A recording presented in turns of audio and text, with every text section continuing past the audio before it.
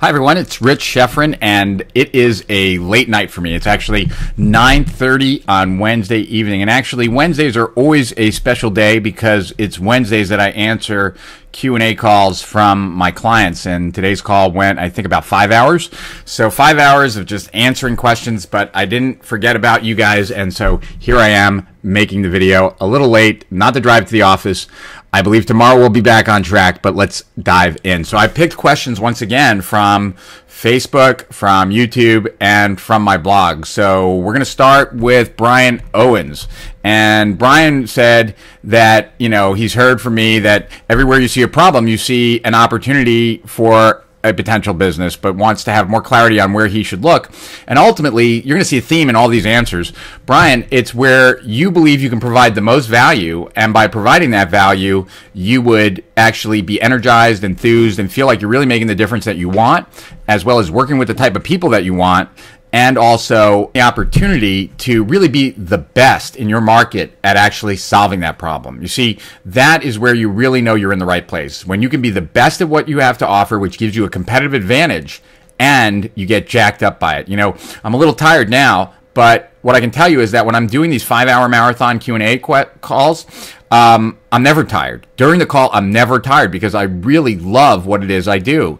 And I'm stoked that I get paid so well to do it. But this is what it's all about for me, and that's what you're looking for. So I hope that helps you, Brian. So on that list of all the problems you see, which one are you uniquely capable of actually solving?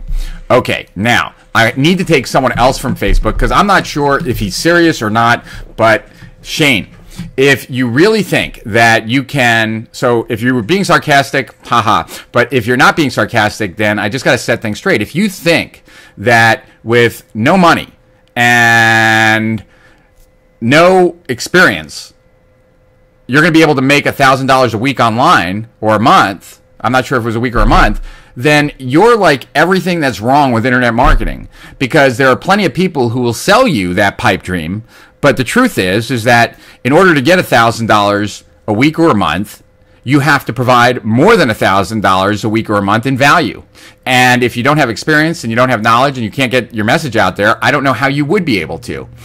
You see, so many people kind of want to get something for nothing. They want to get through the revolving door of life on someone else's push. And anytime you try and do that, you end up getting suckered, conned, and fooled, because there are plenty of people who will make that promise to you, but that's not the way the world works. It's like a common trite expression, but it's true. The only place where success comes before work is in the dictionary. That's it. Everywhere else, you got to work before you succeed, and nobody's going to hand you a plan that makes you $1,000 a week or $1,000 a month for $20 or $50, because if there was a plan that someone could just follow blueprint style, why wouldn't they hire someone in the Philippines to follow that blueprint and do it all day long?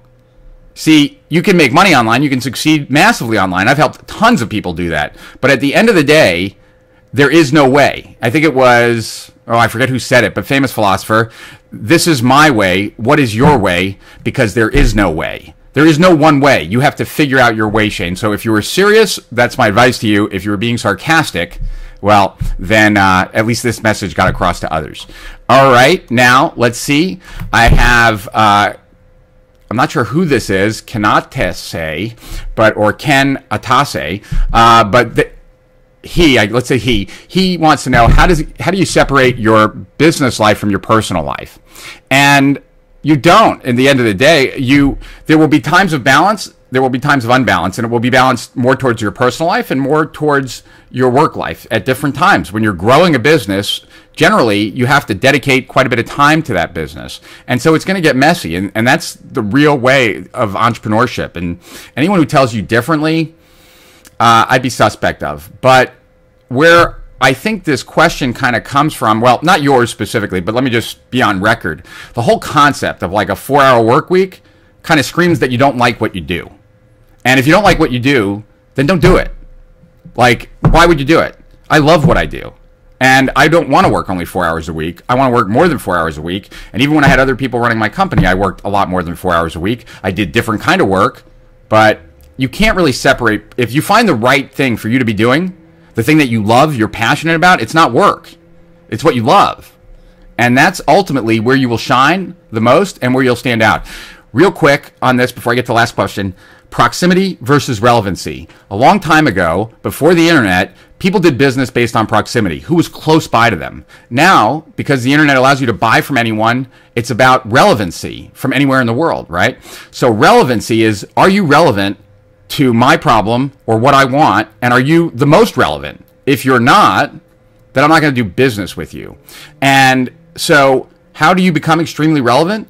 By doing stuff that you are great at, that you truly enjoy. And that's part of the answer. The full answer would take too long. So let me just get to the last question here. That is from Whitney. And Whitney wants to know from my blog at strategicprofits.com. I'm sorry, I'm not looking at the camera right now. I'm actually reading the question. Every day I wake up excited to make money online. Then halfway through the day, I get information overload and I lose focus. I get discouraged because most days I don't make any money online. Okay, two things, Whitney. First off, wake up every day with an exact plan of what you're going to do and hold yourself accountable to doing it. But the bigger issue is, don't wake up each day with a plan to make money. Wake up each day with a plan to make a difference, with a plan to create value, with a plan to get that message out to people who you can create value for, that you can create the value for them, that you're the best solution for them, and that they would be unwise not to take you up on whatever it is you're trying to do.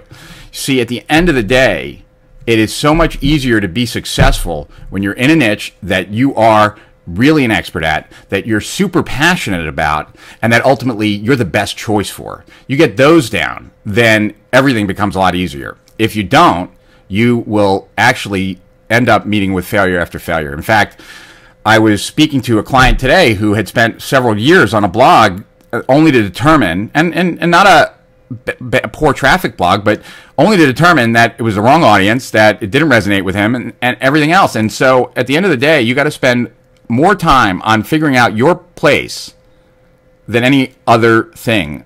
And most people want to jump past that and spend all their time learning tactics, doing tactics and strategies in an area that they shouldn't be in the first place, where they don't have a competitive advantage and where they're up against the wall. So this video has probably been long enough. I am really tired, so I'll talk to you tomorrow when the sun is beating back on me and I'm back in the sunshine. And I'll talk to you then. Till higher profits and beyond, Schefren over and out.